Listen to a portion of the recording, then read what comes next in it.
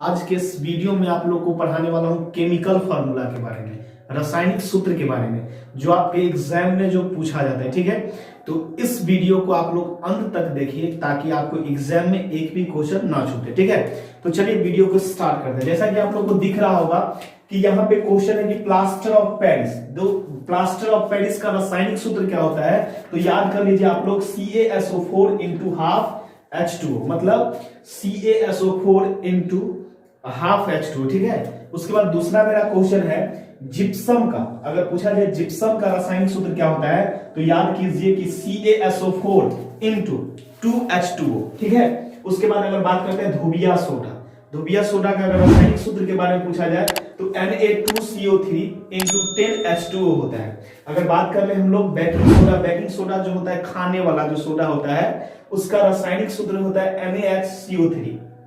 NaHCO3। ठीक है, उसके बाद हम लोग देख लेते हैं व्यंजक चूर्ण, जिसको कहते हैं आप लोग ब्लीचिंग पाउडर। क्या कहते हैं? Bleaching powder. अगर इसकी रासायनिक सूत्र के बारे में बात किया जाए तो इसका रासायनिक सूत्र होता है CaOCl2, CaOCl2। ठीक है, अगर बात कर लेते हैं हम लोग बुझा हुआ चूना, बुझा हुआ चूना का अगर रासायनिक सूत्र के बारे में बात किया जाए तो इनका रासायनिक सूत्र होता है CaOH2 का होल ट्वाइस होता है। क्या होता है? CaOH2 का होल ट्वाइस। अगर बात कर लेते हैं हम लोग कली चूना, कली चूना का रासायनिक सूत्र क्या होता है तो आपको याद करना है CaO, कली चूना का रासायनिक सूत्र CaO होता है। अगर बात करते हैं हम लोग संगमरमर, तो संगमरमर का जो रासायनिक सूत्र होता है ये होता है CaCO3। क्या होता है? CaCO3।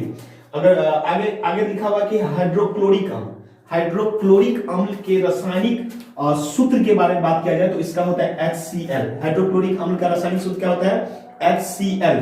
अगर बात कर ले हम लोग सल्फ्यूरिक अम्ल, इसको बैटरी अम्ल भी कहा जाता है। ठीक है, इनका रासायनिक सूत्र होता है H2SO4, H2SO4। ठीक, उसके बाद हम लोग बात करते हैं बेंजीन, बेंजीन का रासायनिक सूत्र होता है C6H6। क्या होता है? C6H6। अगला है नीला थोथा, जिसको तुतिया कहा जाता है।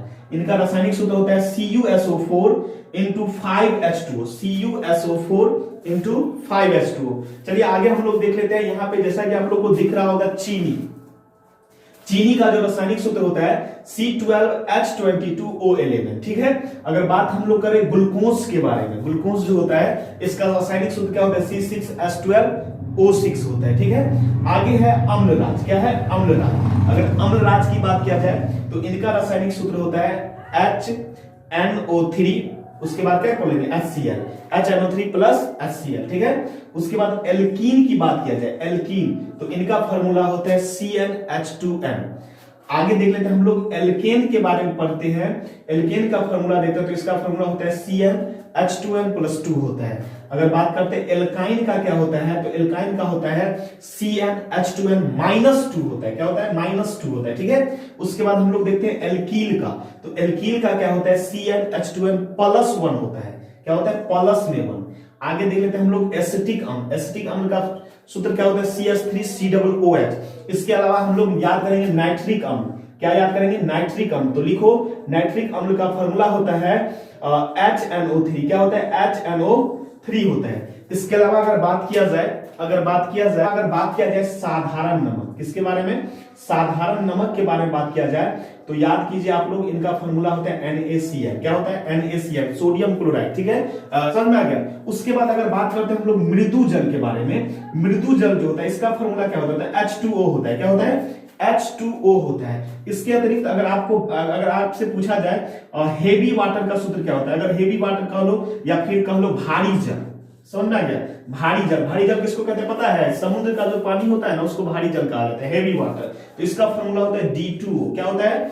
D2O होता है। ठीक है, उसके अलावा अगर बात किया जाए milk of magnesia, milk of magnesia जो होता है, मिल्क ऑफ मैग्नीशिया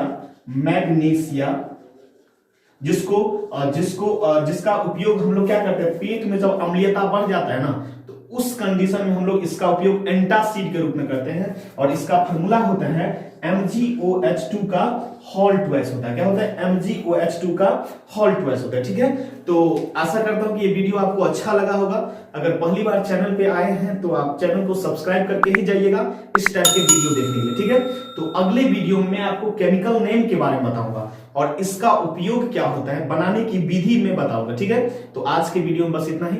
जय हिंद।